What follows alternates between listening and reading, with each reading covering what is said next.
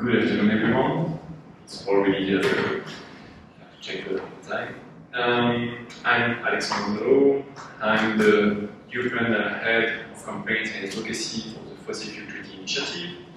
I am with my colleagues Alexandre and Richard, who are there to help me and to support our team talking about the fossil fuel strategies, especially from the European perspective.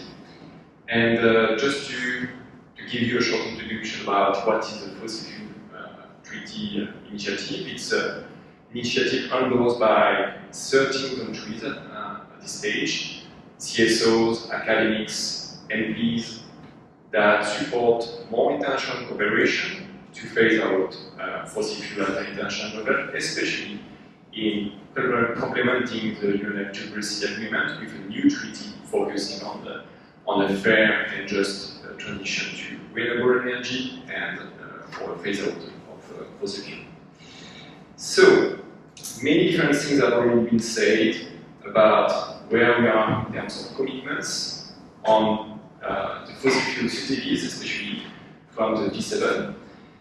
And you already know that the G7, but also the EU, took the commitment for the first time 50 years ago to phase out fossil fuel strategy, especially what they call inefficient.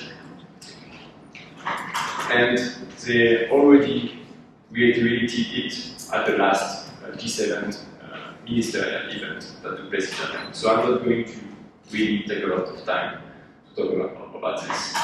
But let's talk about what have been implemented in terms of actions. So after these beautiful commitments, now it's time to take stock. And to be honest, the reality is quite tough, and you have to say that the EU and the individual member states, including France, Germany, Italy, simply don't walk the talk. Not only there is no gradual decline on fossil fuel strategies, but they are in fact on the rise. If we are talking about the period between 2015 until 2021, fossil fuel strategies have remained stable at about 56 billion euros. In 2022, they increased to 123 billion euros, so they doubled. And we have also to notice that there is a massive concentration of investment of fossil fuel subsidies, because France, Germany, and Italy represent 60% of all fossil fuel subsidies granted in 2022. The thing which is also problematic is while there are investments in renewable energies, resources, it's just not enough and inferior to fossil fuel subsidies. So for instance, in 2022, subsidies for renewable energy sources across the EU reach only 87 billion euros, compared to what I just said, 1 to 3 billion euros allocated to fossil fuel subsidies. So the question is why? The main reason, as said by Luca, is that the EU leaders, to respond to the energy crisis and the Russian invasion, took just the wrong decision. Instead of giving priority to the energy transition, they have listened to the fossil fuel industry lobbyists, especially the gas ones, to build many new fossil fuel gas terminals, pipelines to source gas from alternative suppliers. So we are talking about the US, Norway, but also the African continent, and Azerbaijan, Qatar, and Saudi Arabia. They are also building new gas power plants. And if you check the overall projects that are already under construction, this could result in annual greenhouse gas emissions equivalent to 50 coal plants just for the new projects under construction. And what is unfortunate, of course, is that it will probably continue this year and next year.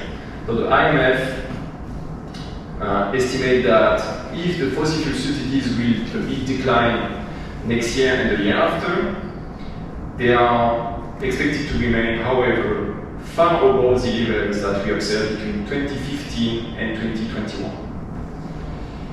So at this rate, as said by Luca, fulfilling the commitment of phasing out of fossil fuel subsidies by 2015 seems very, very unlikely.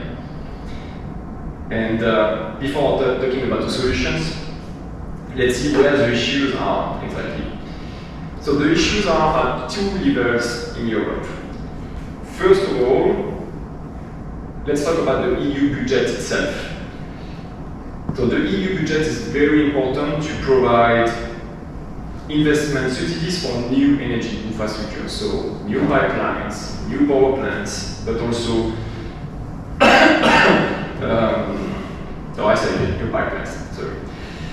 So the EU budget has restricted funding for some fossil fuel investments, in excluding support for coal and oil investments. So they are on the right track on this fossil fuel energy. But major fossil gas investments are still eligible in the largest EU funds. So Europe is allocating this budget not just to develop fossil gas projects on the continent, but also outside in other countries. So for example, the REPower EU external budget targets liquid natural gas, LNG, imports from Egypt, West Africa, but also fossil gas through pipeline diversification from Algeria and Azerbaijan. So the issue lies also at the member state level.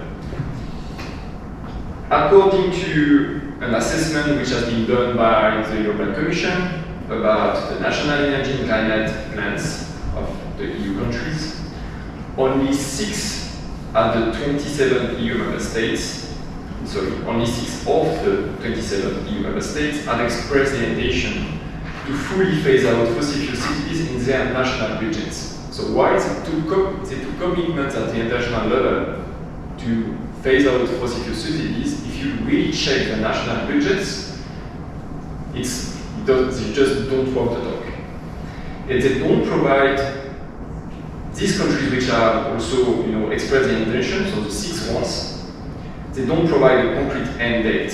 So more than half of these subsidies have no end date set even after 2030. So you can imagine that 2050, 2025, the objective of the 2025 is clearly not feasible at this stage. So after the explanation of this pretty dark situation, it brings about a legitimate question. What are the solutions, and especially what you can do as MPs? So for the MEPs themselves, the solution is primarily political. So following the European elections, even with the rise of the far right, the winning coalition remains the same. So the EPP, Conservatives, the SNDs and Renew have the more seats in the European Parliament. These groups, the parties and the next presidency of the European Commission will need to collaborate together to develop a new green and social deal. And they will need to include measures to phase out of any support of fossil fuel exploration and production. But where I invite you also to do something is create new links with the newcomers, especially in these groups, to build pressure on their demands, on their policies regarding the fossil fuel phase out. For instance, from now to November, there will be a very critical moment for the European Union, which is the appointment of the new commissioners, especially the Commissioner on Climate, the Commissioner on Energy, but also the ones related to the budget.